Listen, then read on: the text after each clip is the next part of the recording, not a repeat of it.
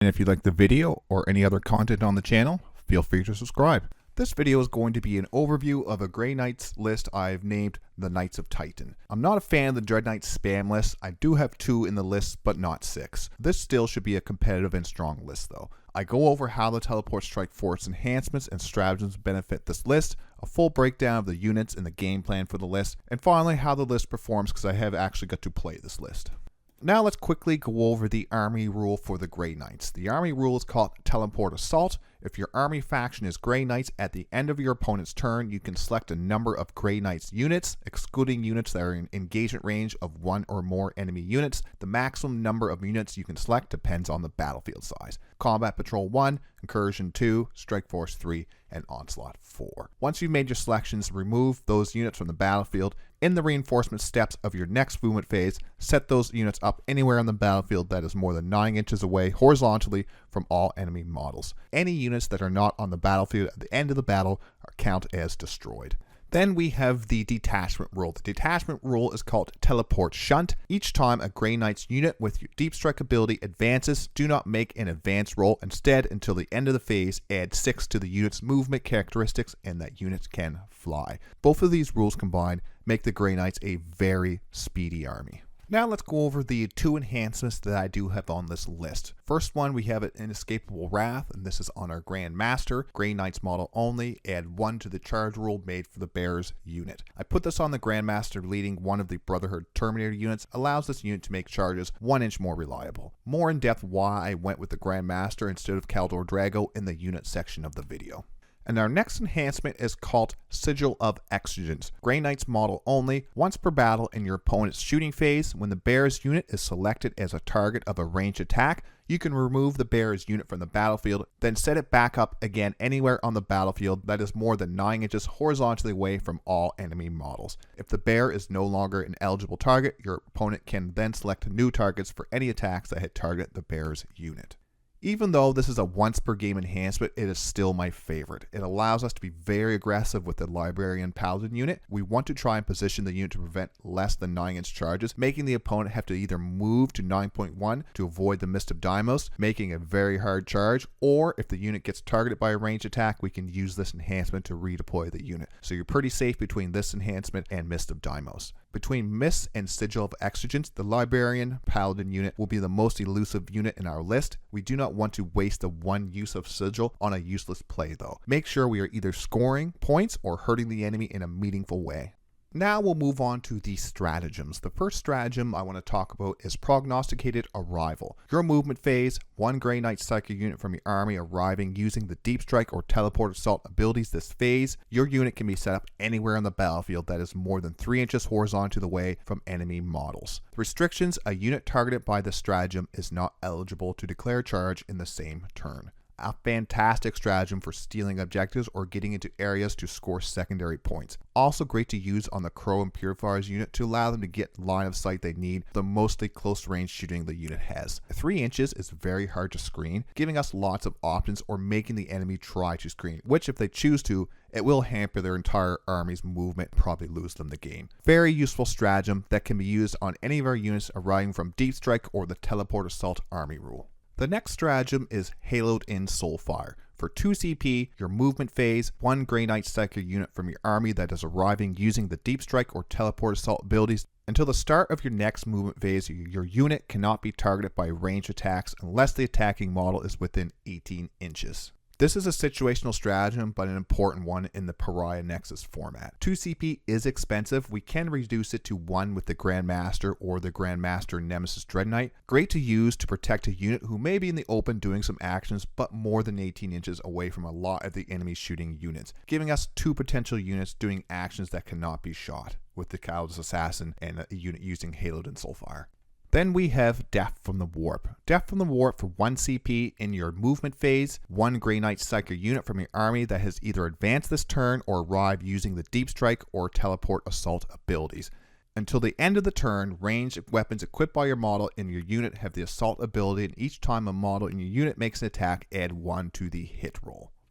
I will be using this stratagem on Castan and Crow with the Purifiers unit when they have a target for all of their anti-infantry shooting. Otherwise, either of the 2 Brotherhood Terminator squads will be a great target as well. Although I'm looking at the +1 to hit all turn for the fight phase to have the Terminators hitting on 2s. You will have to make a long charge coming in from deep strike, so you don't want to rely on this always happening, but if you get in there, the +1 to hit does make a big difference in the melee for the Grey Knights. The assault ability for the shooting phase and the +1 to hit for the rest of the turn gives us a few options when using it on our units. We can advance and get some good line of sight shooting.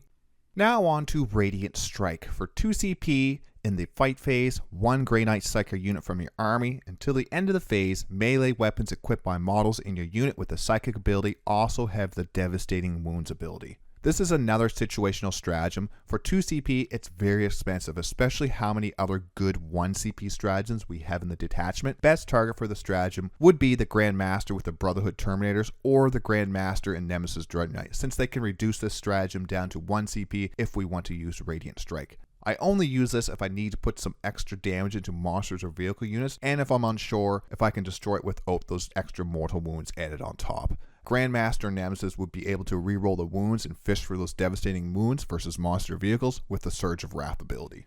And here's one of our more important stratagems, True Silver Armor for 1 CP, your opponent's shooting phase or the fight phase just after an enemy has selected its targets. 1 Grey Knight Psyker unit from your army that was selected by 1 or more of the enemy unit's attacks, worsen the armor penetration characteristic of that attack by 1. This is a stratagem that we'll be using all game long. It is our only defensive stratagem once the enemy has ranged attacks on us or in the fight phase. Most Grey Knights units have a 2+ army-wide save. -1 to the AP of the incoming attack is a lot stronger than the Space Marines Armor of Content, since most of the units have a 3+ save. Combined with cover makes a tough unit to kill. This stratagem can be the difference between losing 1 to 2 models or losing the whole unit. We can only use this stratagem once per shooting or fight phase. Like a lot of these stratagems, we will need to consider which unit to use the stratagem on if multiple units are being attacked. 1 CP for -1 AP to incoming attacks. Prepare to use this nearly every opponent's turn. The last stratagem and the most important stratagem, Mist of Deimos. For 1 CP, your opponent's movement phase just after an enemy unit has ended a normal, advance, or fallback move. 1 Grey Knight Psyker unit from your army that is within 9 inches of that enemy unit. Your unit can make a normal move up to 6 inches as if it were your movement phase, or if it has a deep strike ability, it can be placed into strategic reserves. Restrictions: you cannot select a unit that is within engagement range of 1 or more units. This stratagem is the main defining stratagem of the Detachment. A lot of room for strategic play with this one. Mist of Deimos makes us a very hard army to pin down without proper movement and setup. Mist of Deimos is a nightmare to deal with for any melee armies. The Grand Master will be able to use this stratagem for 0 CP every opponent's movement.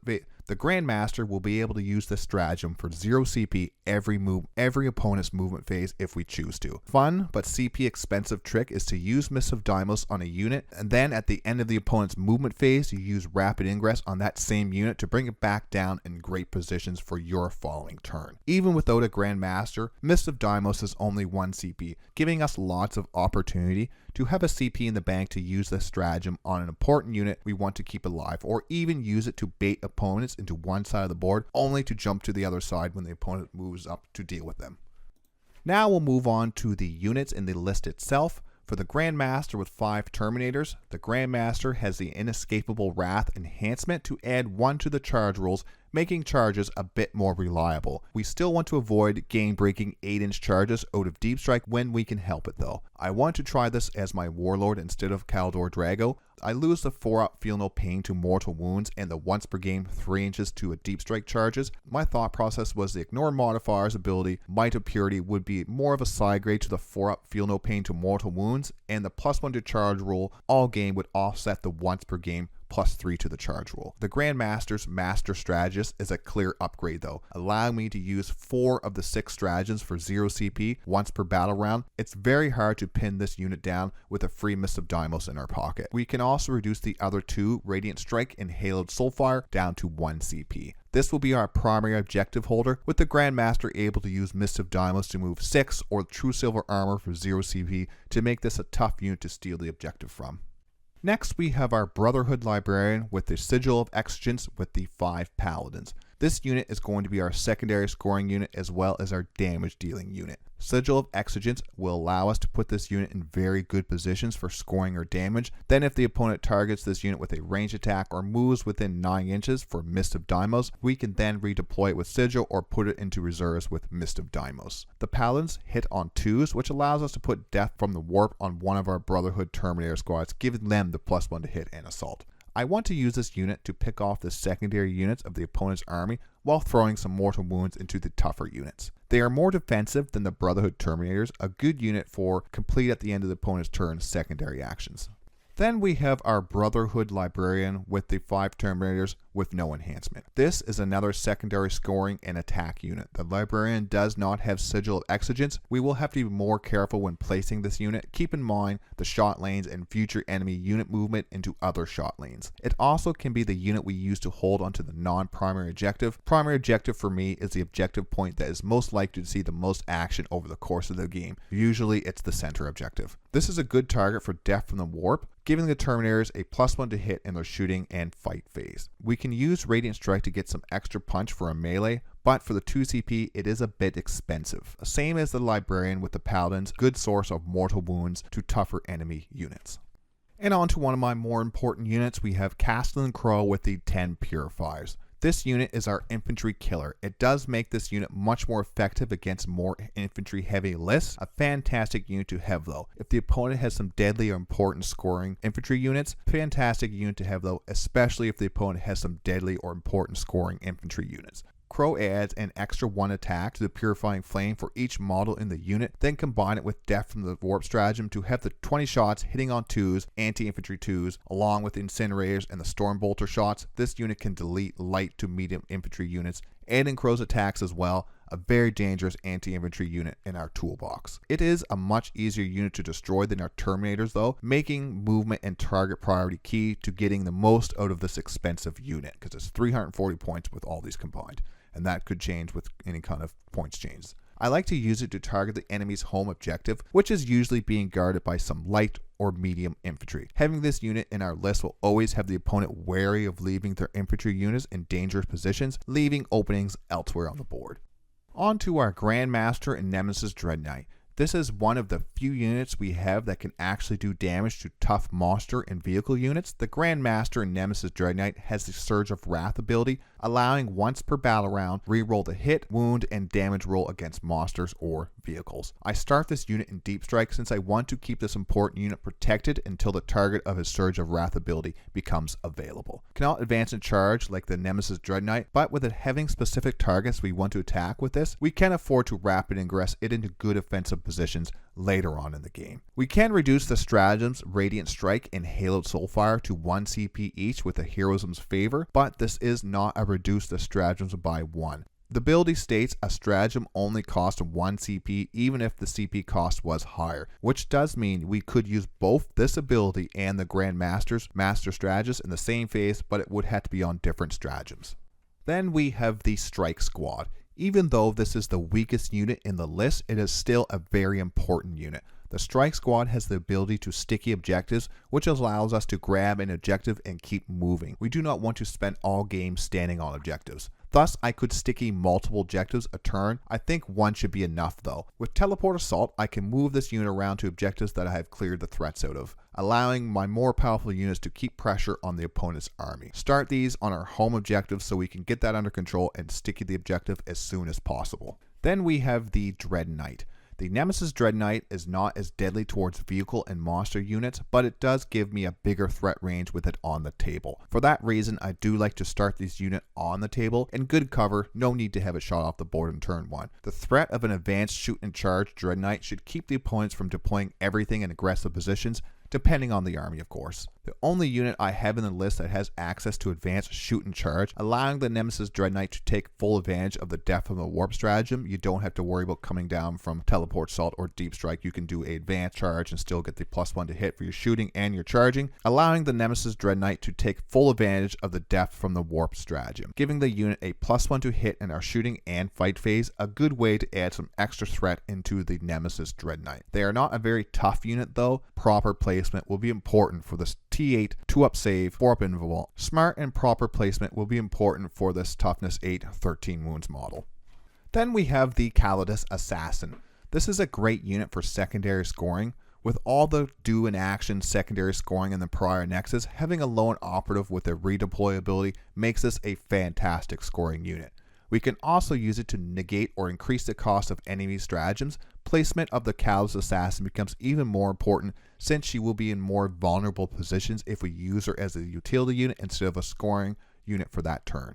Also fits into our army-wide redeploy the Grey Knight's army rule. We could put in Eversor instead, though I really like how aggressive she can make an Imperial army if placed in the right position. Fight on death is a problem for elite melee armies. Having a way to reduce how much it is used or outright prevent it from being used depending on the stratagem cost is very useful. Now for my final thoughts. I do play this list in an upcoming battle report, so I do have some hands-on experience with this list. The Calidus Assassin is great for the Grey Knights who struggle with getting damage through. She was able to turn off some important defensive stratagems.